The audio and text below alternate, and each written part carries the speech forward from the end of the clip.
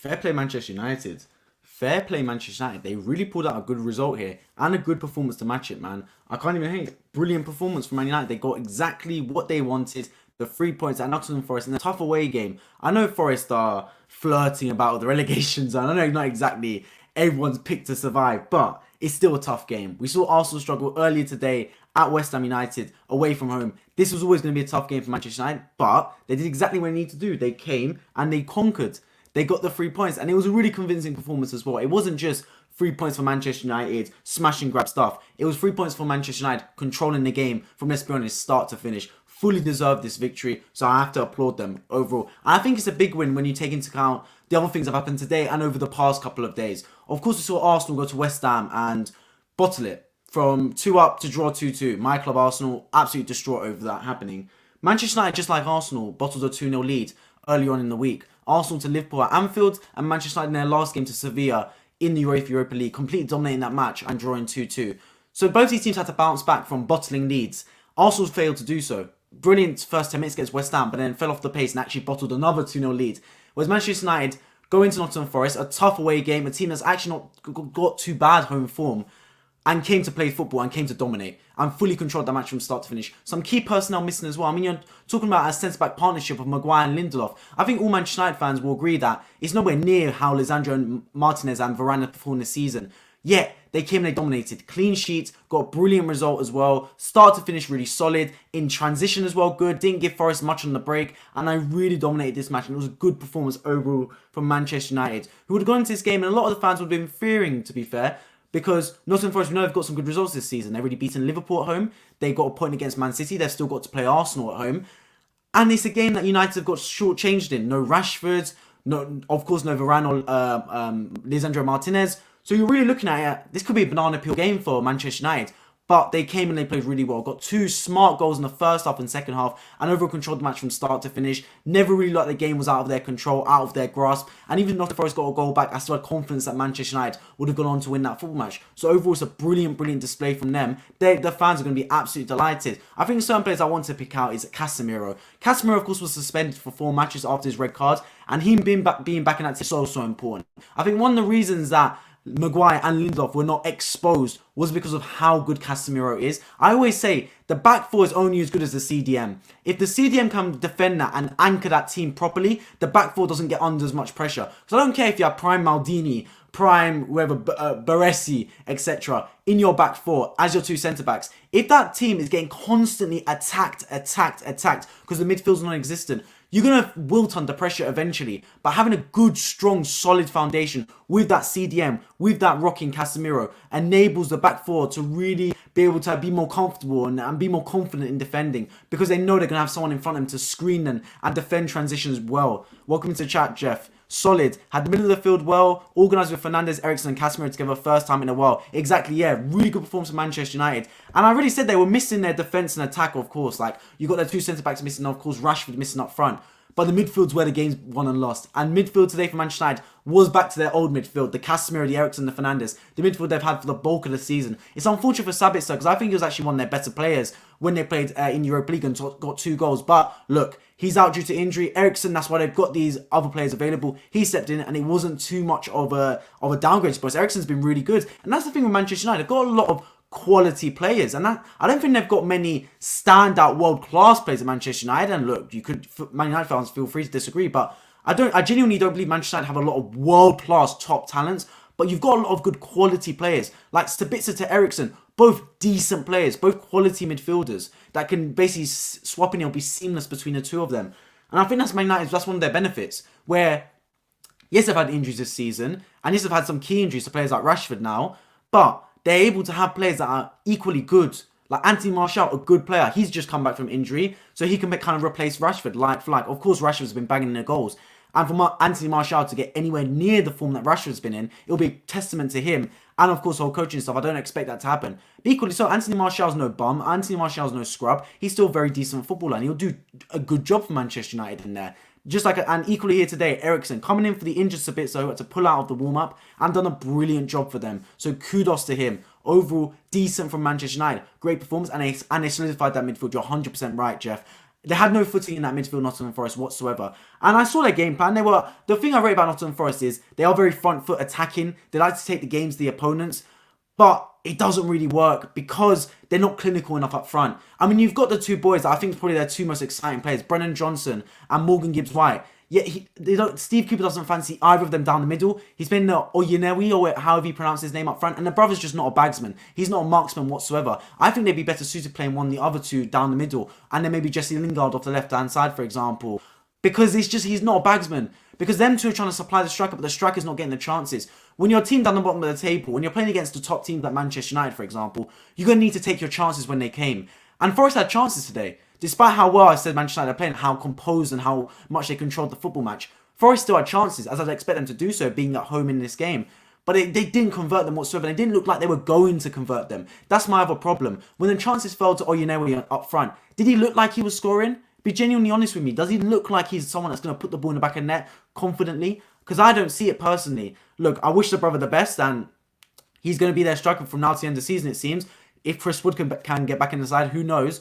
But they got to start converting some chances. And your home form is so important if you're a team down the bottom of the table. If you're a team flirting with relegation, you got to get your home form mastered. Because that's what will save you in the Premier League. Your away games, it is what it is. But your home games need to take care of themselves. And look, the City ground, it's not been an easy place to go by any stretch of the imagination this season.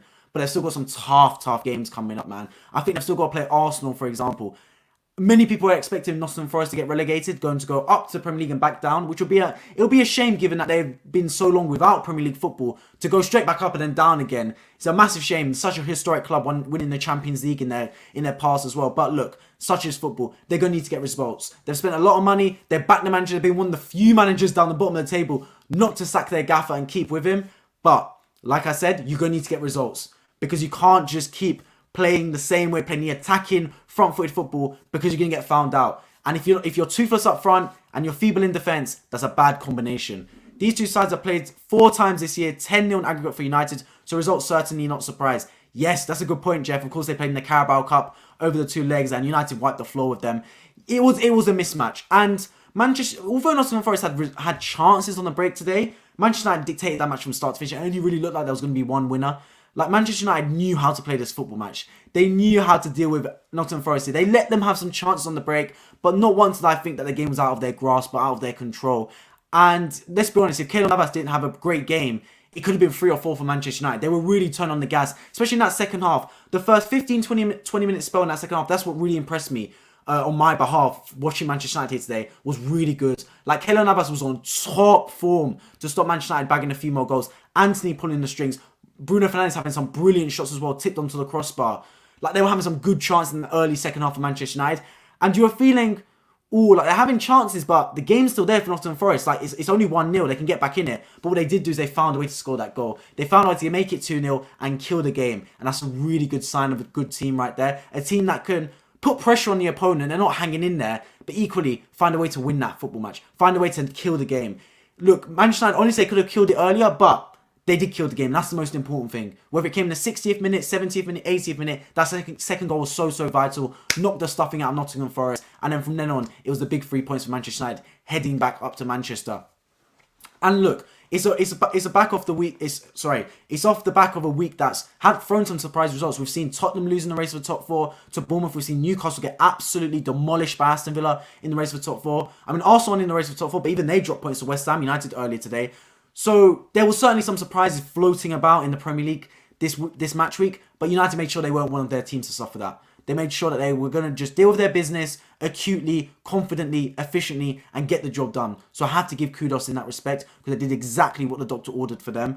They got to keep going, man. They got to keep pushing for it. Top 4 definitely is looking like it's going to be theirs. They got a massive game on Thursday in the Europa League, that second leg, because they got it all to turn around. I spoke today about how Arsenal threw it away.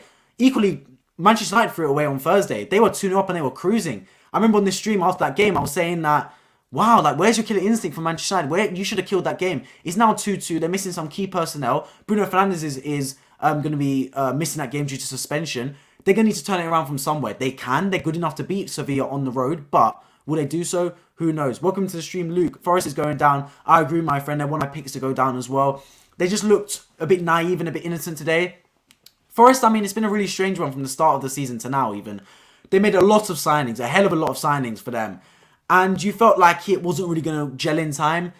They're a massive club, massive football club. They've won the Champions League, let's not forget. And coming up to the Premier League, you knew it was going to be a tough task for them. It's a tough task for any team getting promoted to stay in the Premier League. That's their first port of call. Survival is first on the agenda. And they just look like it's not going to happen. I respect them in the fact that the football they play, they don't try and sit back and absorb pressure. They try and play free-flowing attacking football and try and be try and have a positive outlook on the game. And equally, they back their manager, Steve Cooper. A lot of other managers down the bottom of the table, a lot of other clubs just sacked the manager, man. Just said, look, we need to change the shape. Let's get rid of this manager and keep it going. But Forest, they didn't do that. They're stuck by Steve Cooper. It might cost them in the end, but who knows, man. I think they're just toothless up front. Like, I really respect what's Donny's name, man?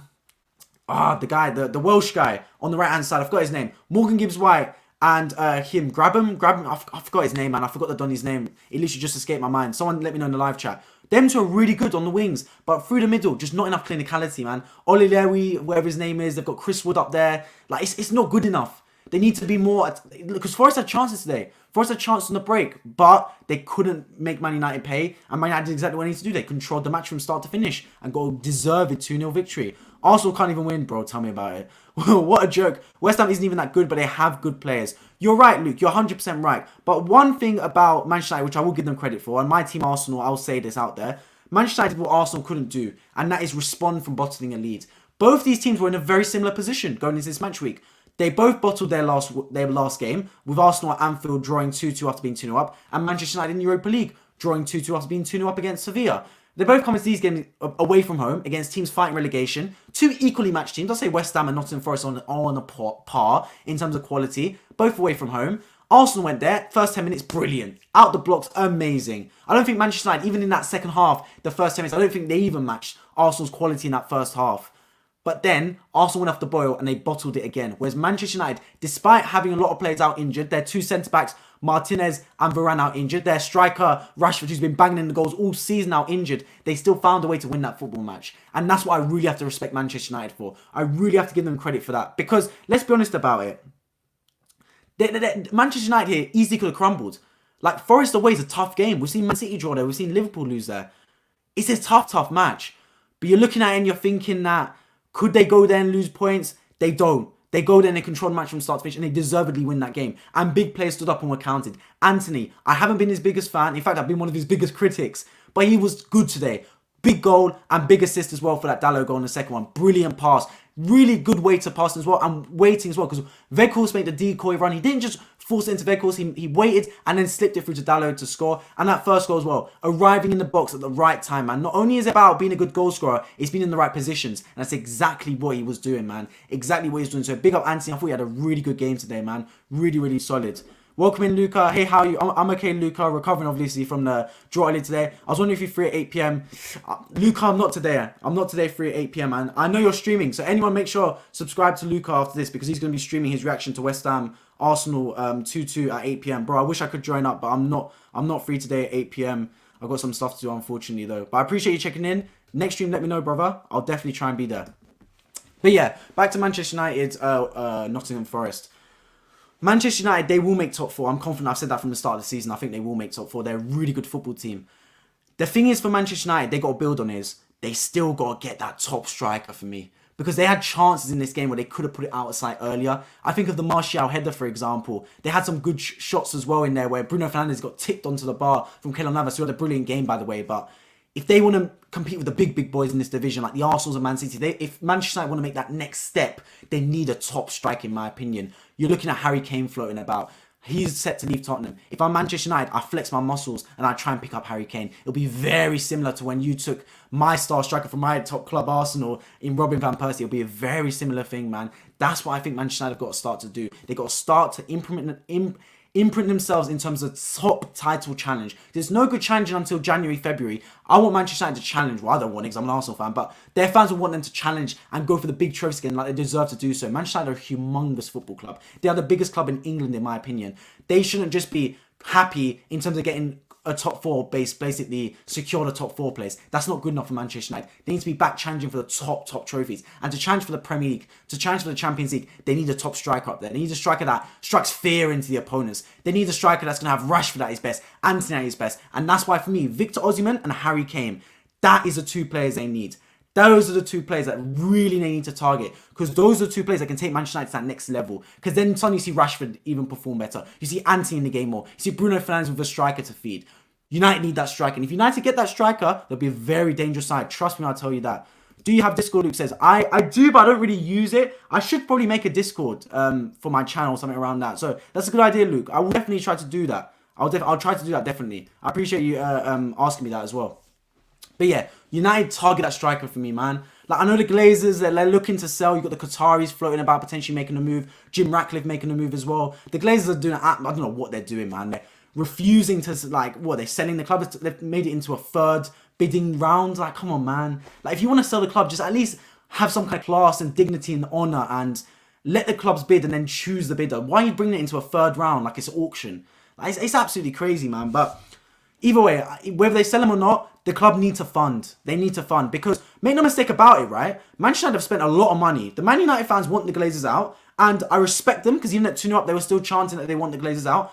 But the Glazers have spent money. Let's not forget that. Casemiro was a big signing. Antony was a big signing. They've bankrolled some big players. For me, they've spent the money wrong, though. They've spent it in the wrong positions for the wrong players. They've bought a lot of good players in. And in the January, make no mistake about it, Manchester United made a lot of good, astute signings. I think Sabitzer on a free for a loan is a very good signing for Manchester United. Equally, Weghorst up front. He's not going to tear up any trees, but he's a very good signing. I think he's a good plan B striker. My beef with that is the fact that you're Manchester United. You shouldn't be worrying about astute, clever signings. You're the top team. You're the biggest club in England. You should be there willing to flex your muscles and spend the cash. You shouldn't be trying to sign efficient signings, trying to cut costs. That's not in Manchester United's DNA. Manchester United's DNA is signing the best player available, like the Casemiros, because you are Manchester United. So this summer, don't be looking at signing good project players. Sign the best striker available, because he can elevate you to that next level. You're looking at Arsenal. Arsenal last season were a very good football team, make no mistake about it. But Arsenal this season have jumped from last season. Jumped from a team that missed out on top 4 to a team that potentially could win the league. Of course, it's Man City, their favourites after today's result. But Arsenal are fighting for the league. They're in a title race in April. Equally, Manchester United are closer than Arsenal were last season to a title race. Yet they can make that next jump with a top striker through the doors, man. So if you're Manchester United, you look at Harry Kane. You knock on his door right now. You start to speak to him. You say, look, Tottenham, they're struggling right now. They're probably not going to make top 4. You need to come over to Manchester United. You need to come and help us win trophies. Come to the biggest club in England. That's what I would be saying, man. On the flip side, you look at Nottingham Forest. How are they going to stay in this Premier League? For me, it's going to be a long stretch. A very long stretch. They've still got some tough games coming up. They need to get some defensive security, man. Defensive security, tying up at the back and get goals going forward, because it's not a good sign when you lose 2-0 and your best player is your goalkeeper. Like, that's not a good sign, let's be completely honest about it. And that was the story of Nottingham Forest today. Keylor Navas had a standout display, yet they still lost 2-0. So it just goes to show they need to show up defensively and going forward as well, because when your team down the bottom of the table, you're not going to have an abundance of chances. You're not going to have free-flowing football, and you're going to be having about 5, 6, 7, 8 goal opportunities to score. It's going to be slim pickings. So when you're up there and when you're having chances, you've got to put them away. And they don't look like scoring. They look a bit toothless, in fact. Nottingham Forest. They're relying on hero play from Morgan Gibbs-White, it seems. A brilliant set piece or something like that. Or Brennan Johnson to score something amazing. That's what Forest are relying on. They're not relying on enough team play and beautiful football. They're good. They're all right in terms of the transition sometimes, I think. Like they break really well, and they're willing to leave men going forward. And they gamble a lot, which I have a lot of respect for Steve Cooper and his style of play. But if you want to survive, you need to have an edge to you. And I don't see Nottingham Forest having an edge. Whereas I see West Ham, I see teams like Everton having an edge to them. Whether it is being a bit more defensively assured, whether it means having a bit more steel and quality in that midfield. One reason or another, I don't see Nottingham Forest having that same edge. And that's why, for me, I think they're picks to go down. Your home games, you have to try and maximise points in your home games, man. Whether it is Manchester United, whether it is Bournemouth, you've got to maximise your points in your home games. And Forest today suffered another bruising defeat at home to Manchester United. But look, it's one of those games. It's one of those games. Look, what I always say is when you get to this stage of the season, when you get to the run-in, the table doesn't matter as much because every team's fighting for something. Anything can happen. Anything can happen, man. Don't even bother looking at the table because every game is like a cup final. You see West Ham today struggling this whole season. Their last home game, they lost 5-1 to Newcastle. Brilliant performance. In that second half, they completely dominated Arsenal and deservedly got a 2-2 draw. Equally yesterday, Bournemouth beating Tottenham Hotspur 3-2 in the last seconds at the Tottenham Hotspur Stadium. Well done to them. Kudos to them. Got a brilliant result, man. Aston Villa beating Newcastle 3-0. Who would have thought that would happen? I thought Aston Villa may win, but not 3-0. So it just goes to show that in the Premier League, surprises can happen. And it could happen for Forest today, but Manchester United did a really good job to basically nullify them and ensure they got the victory. Forest 24 goals in favourable matches, simply not enough. Exactly, Jeff. Simply not enough. They're not clinical enough, man. Not clinical enough whatsoever. And don't get me wrong, there's other teams around the relegation battle, they're not scoring goals either. I look at Everton, not scoring enough goals, for example. But the difference is Everton look alright defensively. Like, I can trust Everton to grind out a 0-0. I can't trust Forest to grind out a 0-0 at home. That's the difference. Like, you need to have an edge in the relegation battle. Whether your edge is going forward or going backwards, you need some kind of edge. And Forest, I don't see them have that. I don't see them have any... They can't bank on their defence and they can't bank on their attacking games. And that's really going to... It's a recipe for disaster. If neither your defence or your attack can be relied upon, you're not really going to go places. Let's be completely honest about it. The only place you're going to be going is to the Championship. That's the way it's looking. But I titled this video Great United Performance for a reason, because although Nottingham Forest weren't great, they were still there. And with their home crowd, anything can happen. I mean, West Ham today started the game horribly against Arsenal, but a little bit of luck, a little bit of Arsenal complacency, and you find themselves back in the game and the crowd are on their side again, and suddenly it's a good performance. So I can title this video or this stream Great United Performance because I believe it was down to Manchester United. It was down to Manchester United playing really well. Genuinely, really dominating match from start to finish. I have a lot of respect for the way they played this game today because Manchester United easily could have folded. We saw Arsenal earlier this week. They obviously drew 2-2 at Anfield. Today, how are they going to respond? They looked like they were going to respond, but they drew 2-2 to West Ham as well. Manchester United equally drew 2-2 to Sevilla, but they came to them, they came with a mission and had that steely look about them. And you know how I talked about earlier in the Arsenal stream, how you need to punish the next team you play. When you drop points, you need to almost go out and demolish the next team you play, put them to the sword. Any of the previous anger or previous mistakes, just nullify that instantly and get a win. That's what Arsenal failed to do, but that's what Manchester United did. They took the Europa League loss and they put it behind them, and they managed to put out a really convincing performance today, a really comfortable performance as well, and a solid win. And they jump up to third in the table. They will be safe. They will get into the top four. I have 100% faith in them doing so. They're still in the Europa League. It's a massive game on Thursday. Let's see how they respond there. They're going to need to roll their sleeves up and get a big win in Sevilla. Is they capable of doing so? Don't get me wrong, but I do obviously still have my faith in Sevilla getting the result, to be completely honest. But who knows, man? Who knows? Either way, going to be a massive, massive game. Massive game on Thursday. I cannot wait for it. And United got their job done today. They've still got some tough games coming up, Manchester United. Make no mistake about it. But their midfield's solid, man. And like I say, their back four obviously was shortchanged today. Lisandro Martinez and Varane out the side. They obviously had to deal with, what's the guy's name? Maguire, of all people, and Lindelof. It's not exactly the ideal centre-back partnership. But Casemiro in there behind them, it's really good, bro. It's like having the right mentor behind you. If you have your right teacher behind you, you're going to play well. Casemiro, they've got faith in that man. He really holds down that midfield. This is the most important position on the pitch. The CDM is the most important position on the football pitch. If your CDM is solid, you'll get a result. Look at Arsenal today. Thomas Partey is one of the best defensive midfielders in the country. Today, he looked really poor. He was completely off the pace. And it cost Arsenal because we had no control in that second half in the midfield. United had control in that midfield throughout the game from minute 1 to 90. And I felt that even when Forest had a chance on the transition, they didn't really look like scoring because of how good Manchester United's defensive control was of the football match, because of how good Casemiro was in transition, cleaning up the ball and recycling it, and giving it to the danger men in Antony and Bruno Fernandes in Sancho, and of course in Martial to make things happen up the pitch. So that was really good sign for Manchester United there. Really good performance overall from them, I do have to say. So yeah, you lot, let me know your thoughts on who do you believe is going to make the top four. In my opinion, my predictions do not change. Man City, Arsenal, Manchester United, and Newcastle. That's been my top four predictions from before the World Cup. And I see no reason for it to change now, man. Those are the 4 teams. I know Newcastle had a bruising defeat to Aston Villa, and I already reviewed that game on my channel, but it's one of those games, man. It's all about how you bounce back for me. Will Newcastle be able to bounce back against Tottenham on the weekend? That's a massive game for them next Sunday. That's all you got to say. That's all you got to say.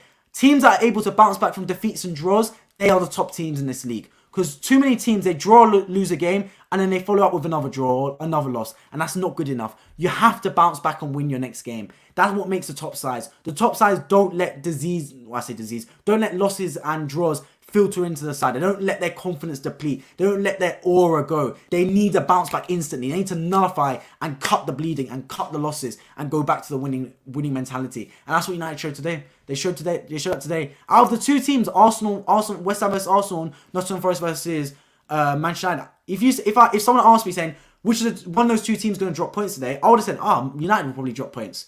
But no, they didn't. They played really well. Really well. So I have to give them massive kudos to that. Great performance overall for them. And you have to say, man, they're looking good. Looking really good this season. You get a striker in if you're Manchester United. And boy, boy, it looks really good for them because the spine in that team is so important, man. David De Gea in goal. I'm not the biggest fan of David De Gea. I'm not the biggest fan of him by any stretch of the imagination. He made some decent stops today at times. Their back four, I know Martinez and Varane's out for a number of weeks, but that's a good back four. That's a good back two as well. You've got Casemiro in there, who I've already said is one of the best CDMs in the country. You've got Bruno Fernandes, who will make chances for any strike. He's got that final ball in him is just delicious. And then you've got Rashford as well, who's a bagsman. Obviously missing today. A lot of their key players missing today. And they easily could have faltered, but they didn't. Get a top striker in the summer if you're Manchester United, because you will have Champions League football, I believe, so you'll be able to attract those top players. Not that you should need Champions League football because you are Manchester United. Sign a top striker. Start to back the manager with some key positions. Bring some key players around the right areas. Let the squad continue to grow. Let the squad continue to nurture. Give Antony another season under his belt. Give Sancho some training in the summer. And Manchester United really could push for the title next season. Honestly, I think next season in the Premier League will be so good, so competitive. Because I see Manchester United making a push for the title if they sign a top striker. Man City, of course, will be there. I don't expect Arsenal to fall away. I think we're playing good enough football this season to deserve to win the title. Deserve to be in the title race at least next season. Chelsea, I expect to respond. Whether it's this season or next season, I expect Chelsea to make a run. And then we've got Liverpool. Will they make a run? I think many people are expecting them to come back into the fold sooner rather than later. So you're looking at when you're going to have 5 competitive teams.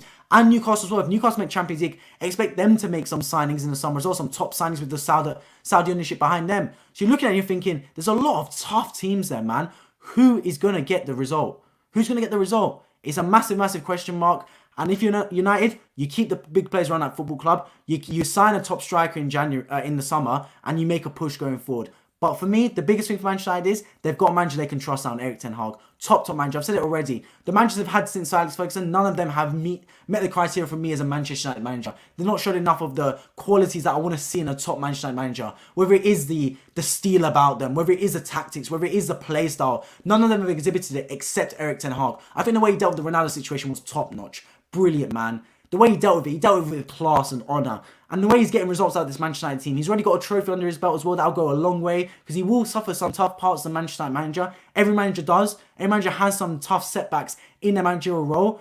But I think that that Carabao Cup will go a long way. If he gets Europa League, if he gets the FA Cup, that'll be another massive stepping stone for him as well. In what is going to be a big push for him and Manchester United to try and get the Europa League and get the FA Cup this season. And end with 3 massive trophies and a top 4 finish. Which I think every single Manchester United fan on planet Earth will be extremely satisfied with this season. And at least the trajectory is on the up. I'm watching Manchester United, and as an Arsenal fan, look, they're my rivals. I'm not necessarily going to sit here and be delighted with how they're performing. But I'm here with a non-biased standpoint. That's why I'm here on Why Football.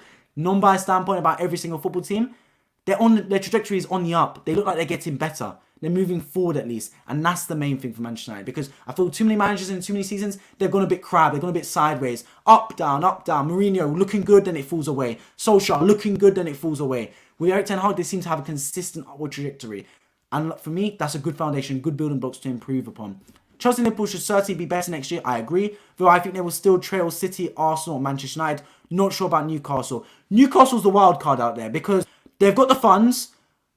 You're thinking like, would they be able to sign a top team in one summer? Who knows? I think it's a case of sooner rather than later for Newcastle United being a title challenge. Let's be completely honest about it. Because especially if they make Champions League football this season. Champions League football with Newcastle United means they're able to sign basically anyone on planet Earth.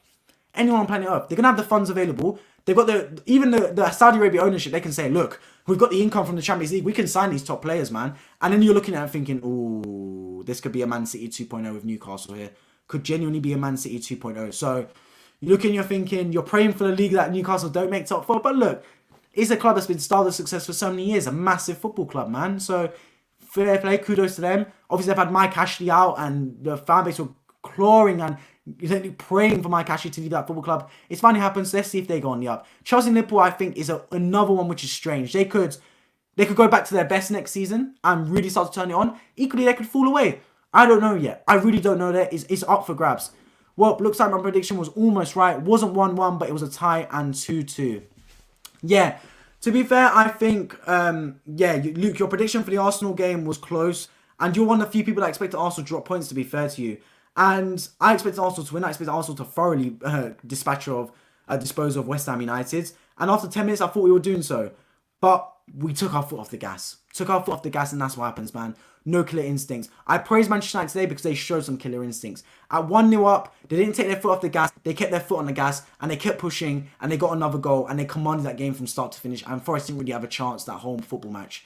You could say the penalty on Maguire, and for me, it is a penalty. I mean, we saw Antonio get penalised for a penalty literally the same day for a similar thing, outstretched arm. If it's not in the silhouette of your body, it's a penalty. Maguire's on the same thing. And it hasn't quite worked out. It hasn't quite worked out, man, whatsoever. It's one of those things. Are you going to be in Luca AFC's stream? Not today, Luke, not today. I'm going to try to. I haven't joined Luca's stream before ever. I'll try to at some point, but not today, just because I'm quite busy later today with the family. But yeah, at some point, I'll try to be. But yeah, Luca's stream, watch out for that, man, because he's going to be. I'm telling you right now, he's going to rant. This guy is a pessimist when it comes to Arsenal. So if you want to hear some choice words from Luca, yeah, you got to tune into that stream. But yeah, speaking of streams, my next stream will be later today.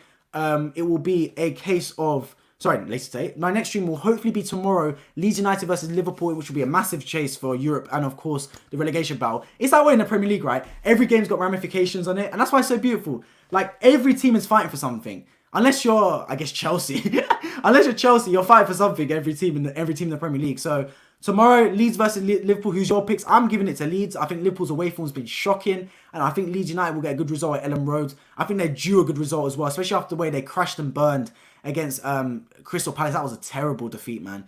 Terrible defeat. And to be fair, look, Leeds United, they're gonna need to find a way to stay in this division. Like a lot of the other teams. Whether they'll do so, who knows, man? Who knows? All I know is there's still a lot of points up for grabs. So you can't, whether you lose a game, whether you win a game, you can't get ahead of yourself and you can't beat yourself up too much because there'll be many more points to fight for, especially when it comes to relegation battle. West Ham got a point today and it's a massive point, but they'll know just like anybody that the job is not finished there. They need to continue to pick up points. And Forest today, they dropped points. They dropped 3 points to Manchester United. They would have hoped for at least a draw, especially at home, but they'll know as well that the race isn't over for them either. They can still survive in this Premier League. And it's up to a case of who can keep at it and who can keep fighting. And one of those teams, man, if they put enough behind them and they fight enough, they will find a way to win that football match. It's just literally a case of that. They'll find a way to win games from now to the end of the season and then secure themselves in the Premier League from next season. That's the main thing, to be completely honest. I'm going to do the player ratings for West Ham Arsenal because I missed out on it on my Arsenal West Ham stream. I completely forgot to play ratings. So I'm going to do a player rating for West Ham United Arsenal now. I appreciate a lot of people tuning in will be looking for a result on the Manchester United Forest game, a review of that, which I've reviewed on. So feel free to scroll back and watch my review for Forest Manchester United as well. My predictions for Champions League on Tuesday: Napoli 0-1 AC Milan. That'd be Napoli out. Oh, that'd be a strange result. And Chelsea 1-1 Real Madrid, Chelsea out. I can see Chelsea Real Madrid being a draw, you know. Genuinely, I can see that happening. I can't see Chelsea going through though. Napoli, I think, will go through. I think that at home, a 1-0 deficit isn't quite enough. It isn't quite enough for Napoli to be too far, dig themselves too far of a hole. I think Milan should have got one more goals there, really, just so they can give themselves a bigger edge going to Naples. Because trust me, and when you've got a chance to kill a team, you got to kill a team. And it doesn't matter if it's one-leg or two-legged games, you got to kill teams, man. And now it's going to be a completely different game in Naples. Osimhen will be back for Napoli. They will have a great opportunity to get a result there. Manchester United is going to win. Chris Bell says, I appreciate you joining into the stream, my friend. Manchester United is going to win what? Like the Premier League? I don't see it happening, my friend, unfortunately. United won today and they won deservedly, so it's a great performance them. I applaud them. They played extremely well. I think Manchester United have got a good chance to win the FA Cup, although I do think Brighton will knock them out. And they've got a good chance to win the Europa League. It'll be a tough game against Sevilla on Thursday. It's going to be a one-legged game without Bruno Fernandes, without Rashford, without Lisandro Martinez, without Varane. You can't say United are necessarily favourites for it, but they perform anything like they performed today, and they've got a really good chance of getting through there. And don't forget, for 80 minutes of the game against Sevilla, they were on top job. They took them to the cleaners. You got to keep at it, though. You got to keep at top form. You got to really punish these teams, man. Don't show any sign of lack of concentration or any relapse, because you got to put these teams to the sword. And unfortunately, right, Manchester United didn't do that on Thursday. They did today, and they responded well. Arsenal didn't. Manchester United did. But they've got another opportunity on Thursday. Can they put Sevilla to the sword and really win that game?